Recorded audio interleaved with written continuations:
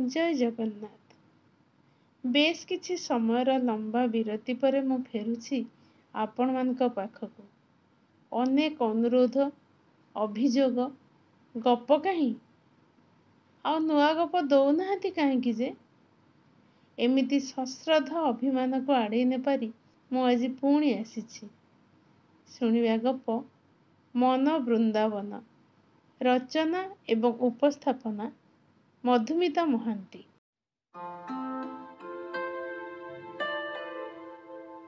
ସେହି ଯେ college canteen କି କୃଷ୍ଣଚୂଡ଼ା ଗଛ ମୂଳର ଗପସପ, କେବେ କେମିତି ଫିଲ୍ମ ଦେଖା, ନହେଲେ ପାର୍କ କି ନଈକୂଳର ନିରୋଳା ଜାଗାଟେ ଖୋଜା, ସେତିକି ଯାହା ମୋ ପାଇଁ ମଧୁମୟ ରୂପେଲି ସ୍ମୃତିର ଗନ୍ତାଘର ଥିଲା। ତାପରେ ଆମର ବାହାଘର। ପ୍ରାଚୀଙ୍କୁ ବଧୂଟେ କରି ନେଇ ଆସିଲି ଆମ ଘରକୁ। ପରେ ପରେ ଚୁନୁ ମୁନୁଙ୍କର ଜନ୍ମ, ବାପାଙ୍କର ଦେହ ଖରାପ, ଦେହାନ୍ତ, ପିଲାଙ୍କ ଜଞ୍ଜାଳ, ଏସବୁ ଭିତରେ ପ୍ରାଚୀଙ୍କୁ ମୁଁ ଭଲରେ ଦେଖିବାର ସୁଯୋଗ ବି ପାଇନଥିଲି କହିଲେ ଅତ୍ୟୁକ୍ତି ହେବନି। ସେଥିପାଇଁ ସେଦିନ ଯେତେବେଳେ ସ୍ୱାଧୀନ କହିଲା, ଆରେ ପିଲାମାନେ ବଡ଼ ହେଲେଣି, ଏଥର ତୁମେ ଦୁଇଜଣ ଟିକେ କୁଆଡ଼େ ଯାଇ ବୁଲି ଆସ, 2-4 ଦିନ ରହିବ ସେଠି, ଗପସପ କରିବ, ହଜି ଯାଇଥିବା ଦିନ ସବୁକୁ ଖୋଜି ଖୋଜି ଧରିବାର ଚେଷ୍ଟା କରିବ। ମୋତେ ପ୍ରସ୍ତାବଟା ଜମା ଅଡ଼ୁଆ ଲାଗିଲାନି। ମୁଁ ପ୍ରାଚୀଙ୍କୁ ଆସି ସେଇ ପ୍ରସ୍ତାବଟା ଦେଲି। ଶୁଣୁ ଶୁଣୁ ତାଙ୍କ ଆଖି ଝଲସି ଉଠିଲା ଅବଶ୍ୟ, କିନ୍ତୁ ପରେ ପରେ ମୁହଁ ଶୁଖେଇ କହିଲେ, ପିଲାଗୁଡ଼ାଙ୍କୁ ଛାଡ଼ି କୁଆଡ଼େ ଯିବି?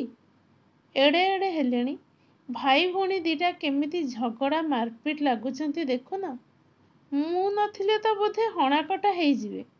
ବୋଉ କ'ଣ ପାରିବେ ନା ଏମାନେ ତାଙ୍କ କଥା ଶୁଣିବେ? ଏ ସମ୍ଭାବନା ଯେ ମୋ ମନକୁ ଆସିନଥିଲା ତା ନୁହେଁ। ତଥାପି କହିଲି, ଶୁଣ, ଚୁନୁର ଏ ବର୍ଷ ଇଞ୍ଜିନିୟରିଂ ଶେଷ ବର୍ଷ। ମୁନୁ ଏଇ ବର୍ଷେ ଆଗରୁ ମେଡ଼ିକାଲ କଲେଜକୁ ଯାଇଛି। ନିଜକୁ ନିଜେ ସେମାନେ ସମ୍ଭାଳି ଶିଖିବା ଦରକାର। ସବୁଦିନ ତୁମେ ସେମାନଙ୍କ ପାଖରେ ନଥିବ।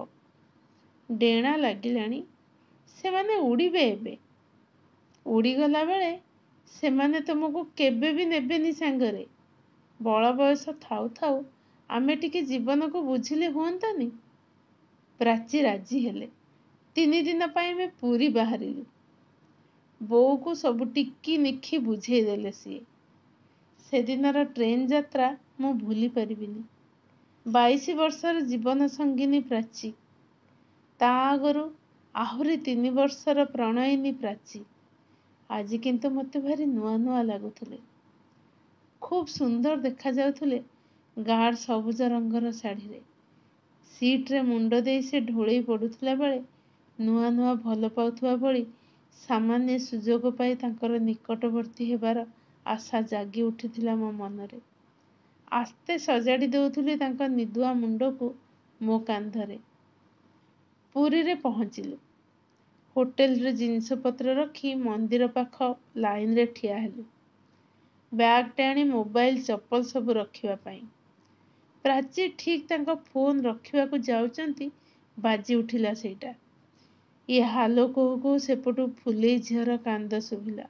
ମା, ଆମର ରେଜଲ୍ଟ ବାହାରିବ ଆଜି। ସମୀର ଫୋନ କରିଥିଲା। ମା, ମୋର ଯଦି ବ୍ୟାକ୍ ଲାଗିଯିବ ମୁଁ କ'ଣ କରିବି? ସମସ୍ତଙ୍କ ଆଗରେ ମୁଁ କେତେ ଛୋଟ ହେଇଯିବି ମା। ମୂର୍ଖ କହିବେ ସମସ୍ତେ ମୋତେ। ପ୍ରାଚୀ ସ୍ପିକର ବନ୍ଦ କଲେ। ଝିଅ ଆହୁରି କ'ଣ ଗପୁଥିଲା, ମୋତେ ତ ଶୁଣା ଯାଉନଥିଲା, ହେଲେ ଏପଟେ ମାର ମୁହଁକୁ ସଂକ୍ରମଣଟା ବ୍ୟାପି ସାରିଥିଲା। ମୁଁ ଫୋନଟା ନେଇ ଆସିଲି। ଟିକେ ସମୟ କାନରେ ଦେଲି ତ ପୁରା ଘଟଣାଟା ବୁଝିଗଲି। ଏ ଝିଅଟା ମୋର ଏମିତି, ଏତେ ଭଲ ପଢ଼େ, ଅଥଚ ସବୁ ପରୀକ୍ଷା କି ଫଳାଫଳ ବାହାରିବା ଆଗରୁ ଆତଙ୍କରେ ଥରିଯାଏ। କିଛି କହିଲିନି। ଫୋନ ସୁଇଚ୍ ଅଫ୍ କଲି। ସେ ସେମିତି କାନ୍ଦୁଥିଲା। ମୁଁ ମୋବାଇଲ ରଖିଦେଲି ବ୍ୟାଗ୍ ଭିତରେ।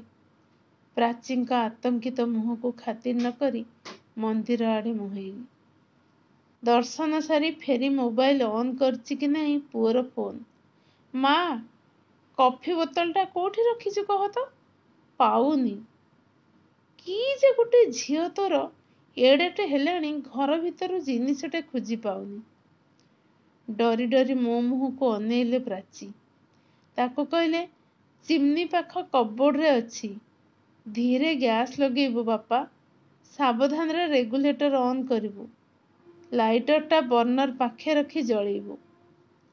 ମୋ ଜଳନ୍ତା ଆଖିକୁ ଚାହିଁ ସେ କୈଫିୟତ ଦେଲା ଭଳି କହିଲେ, କେବେ ଗ୍ୟାସ୍ ଲଗେଇନି ତ, ସେଇଥିପାଇଁ ଡର ଲାଗୁଛି। ମୋ ପାଟିରୁ ବାହାରି ଆସୁଥିଲା, ଆହୁରି କୋଳରେ ରଖି ଝୁଲାଏ ପିଲାମାନଙ୍କୁ। ଏଡ଼େ ଏଡ଼େ ହେଲେଣି ଗ୍ୟାସ୍ ଲଗେଇ ଆସୁନି। କହିଲିନି କିଛି। ଅଯଥା ଅଶାନ୍ତିଟେ ଠିଆ କରିବାକୁ ଇଚ୍ଛା ହେଲାନି। ସଞ୍ଜରେ ସମୁଦ୍ର କୂଳରେ ବସିଲି। ପ୍ରାଚୀଙ୍କ ମୋବାଇଲଟା ମୁଁ ମୋ ପକେଟରେ ପୂରେଇ ଦେଇଥିଲି। 3-4 ଥର ଫୋନ୍ ଆସିଥିଲା। ଜାଣି ଜାଣି ଉଠେଇଲିନି କି କହିଲି ବି ନାହିଁ ତାଙ୍କୁ। ଡିନର ପରେ ଆମେ ବାଲକୋନିରେ ବସିଥିଲୁ। ସାମ୍ନାରେ ଅନନ୍ତ ସାଗର, ଉପରେ ଉପରେ ଚଢ଼ି ଯାଉଥିବା ଅଗଣତି ଢେଉ। ପାଖରେ ମୋର ପ୍ରଣୟିନୀ ପ୍ରାଚୀ। ଆଃ, କି ମୁହୂର୍ତ୍ତ ସତରେ! କ'ଣ ଗୋଟିଏ କହିବି ବୋଲି ବୁଲି ପଡ଼ିଲା ବେଳକୁ ମୋ ପାଖ ଚେୟାର ଖାଲି। ନିର୍ବୁଦ୍ଧିଆ ଭୂତଙ୍କ ଭଳି ମୁଁ ଏକା ଏକା ବସି ସମୁଦ୍ରର ଢେଉ ଗଣୁଥିଲି ଆଉ ଭାବୁଥିଲି, ସୃଷ୍ଟିର ସବୁଠୁ ସୁଖୀ ମଣିଷ ମୁଁ। ମୁଁ ଭିତରକୁ ଉଙ୍କି ମାରି ଚାହିଁଲି। ପ୍ରାଚୀ ମୋତେ ଦେଖି ଚମକି ପଡ଼ିଲେ। କୈଫିୟତ ଦେଲା ଭଳି କହିଲେ, ଏଇ ମୁନୁ ଫୋନ୍ କଲା ତ, ଉଠି ଆସିଲି। ପୁଣି ନିଜେ ନିଜେ କହିଲେ, ପଚାରୁଥିଲା କାଲି ମୁଣ୍ଡ ଧୋଇବି କି ନା ତୁ ଆସିଲେ ଧୋଇବି। ମୁଣ୍ଡ ଧୋଇବା ଆଗ ଦିନ ମୁଁ ତା ମୁଣ୍ଡରେ ଉଷୁମ ତେଲ ଟିକେ ମାଲିସ କରିଦିଏ ତ। ହାୟ ରେ ଇଏ ସ୍ତ୍ରୀ ଜାତି।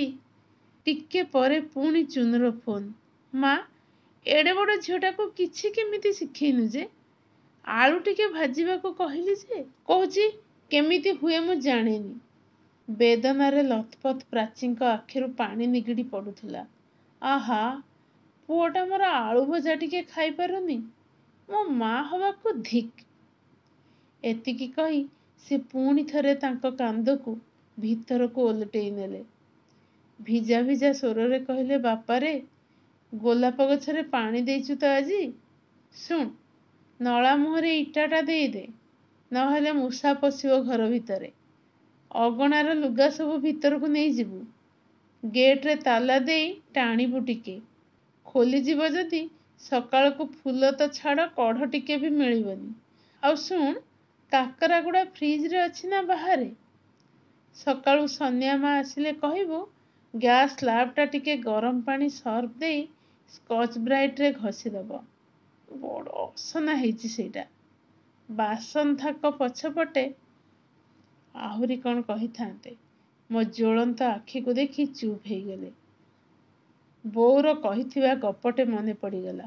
ଗାଁ ଲୋକ ଡାକିବାରୁ ସ୍ତ୍ରୀ ଲୋକଟେ ବାଧ୍ୟ ହୋଇ ଜଗନ୍ନାଥ ଦର୍ଶନ ପାଇଁ ଗଲା ସିନା, ବାରିରେ ହେଇଥିବା ଛନଛନିଆ ପୋଇର ଚିନ୍ତା ତାକୁ ଖାଇ ଯାଉଥିଲା। ଯଦି ଗାଈ ଛେଳି ଚୋବେଇ ଦେବେ, ଯଦି ଗାଁର କିଏ ପଶି ନେଇଯିବ, ଯଦି ଖରାରେ ଝାଉଁଳି ଯିବ। ଫଳ କ'ଣ ହେଲା ନା, ରତ୍ନବେଦୀ ଉପରେ ସମସ୍ତେ ଜଗନ୍ନାଥ ଦର୍ଶନ କଲେ, ୟାକୁ ଦେଖାଗଲା ତା ବାରିର ପୋଇ ମଞ୍ଚା। ବିରକ୍ତିରେ ମୋ ମନଟା ଭରିଗଲା। ମୋ ରୋମାଣ୍ଟିକ ମନଟା କାଚ ଭଳି ଖଣ୍ଡ ଖଣ୍ଡ ହେଇଗଲା। ସକାଳୁ ଉଠି କହିଲି, ଜିନିଷ ପ୍ୟାକ୍ କର, ଘରକୁ ଫେରିଯିବା। ମୂର୍ଖ ସ୍ତ୍ରୀ ଲୋକଟାର ଆଖି ଯେମିତି ଖୁସିରେ ଚିକ୍ ଚିକ୍ କରି ଉଠିଲା, ଦେଖିବା କଥା। ଥରେ ବି ପଚାରିଲାନି, 3 ଦିନ ପାଇଁ ପରା ଆମେ ଆସିଥିଲେ, ଦିନକରେ କାହିଁକି ଫେରିଯିବା?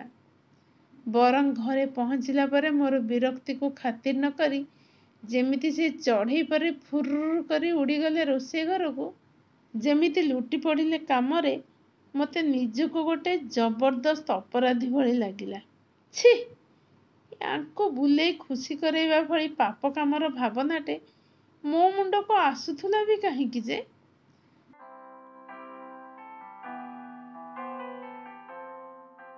ଶୁଣୁଥିଲେ ଗପ ମନ ବୃନ୍ଦାବନ। ମନ ସତରେ ଏକ ଗହନ ଅରଣ୍ୟ। ସେଠି କୋଉ ଗୋଟେ ନିର୍ଦ୍ଦିଷ୍ଟ ଲତାର ଠିକଣା ଖୋଜିବା ଏକ ବୃଥା ପ୍ରଚେଷ୍ଟା ମାତ୍ର। ମଣିଷ ଆପଣାର ହେଇପାରେ, ମନ ନୁହେଁ। ଗପଟି କେମିତି ଲାଗିଲା? ଯଦି ଭଲ ଲାଗିଥାଏ ଆମ କମେଣ୍ଟ ବକ୍ସକୁ ଯାଇ କମେଣ୍ଟ ଦେବାକୁ ଜମା ଭୁଲନ୍ତୁନି। ମୁଁ ରହୁଛି। ପୁଣି ଥରେ ଆଉ ଗୋଟେ ଗପ ନେଇ ଆସିବି। ନମସ୍କାର।